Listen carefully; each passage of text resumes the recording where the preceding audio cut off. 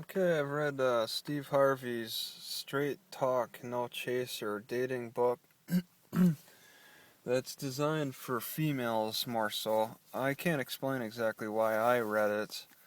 It was free, alright, it's at the give a book, take a book thing at the library.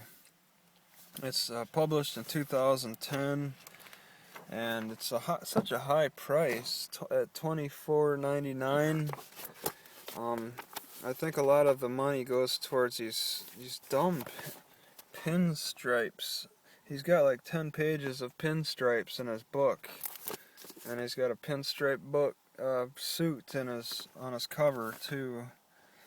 Um, it seems a little overpriced. I mean, I got it for free anyway, but somebody paid that money to get this hardback, and the information. I don't even find the guy that funny.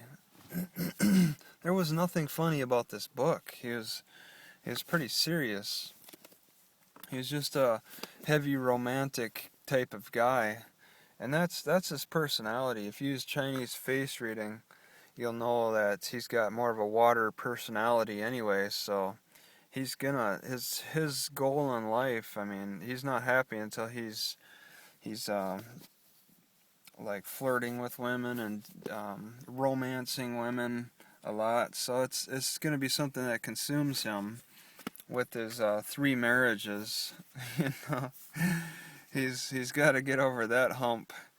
He's giving all this advice to women on what men are like, and he has to do that. He knows he's got a limited um, perf- uh, expertise on the matter because he's gone through 3 marriages. Well, he's on his third now, but he talks a lot about things that relate to him. Okay, uh, not to, he's trying to generalize for every guy, but he can't so much. I don't think he's ever. Well, he's been poor. He says homeless. I don't know, but he's talking from a perspective of an older man who's in the entertainment industry. All right, he talks about how it's important for the ladies to dress up at home, which that harkens back to the 1950s or so, when there was just in magazines and stuff, like the women's magazines, they encouraged them to wear a bow tie and to get the guy's cigar ready for him when he comes home. He talked about that, but then it's interesting.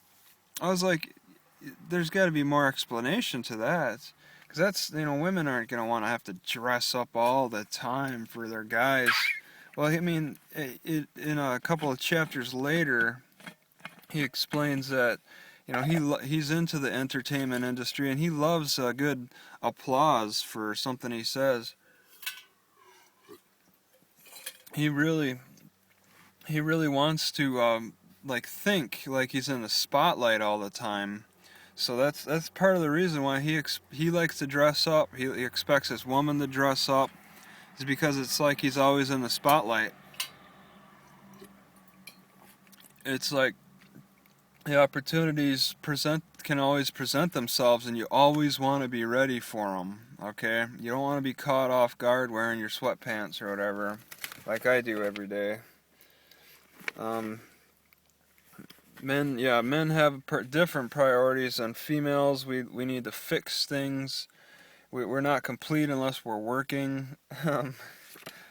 uh, we just we listen to women on a different level. So he's suggesting to women to approach how they say things in a different way. Like, act like you're really appreciative of the guy doing something. Just at least put on that act.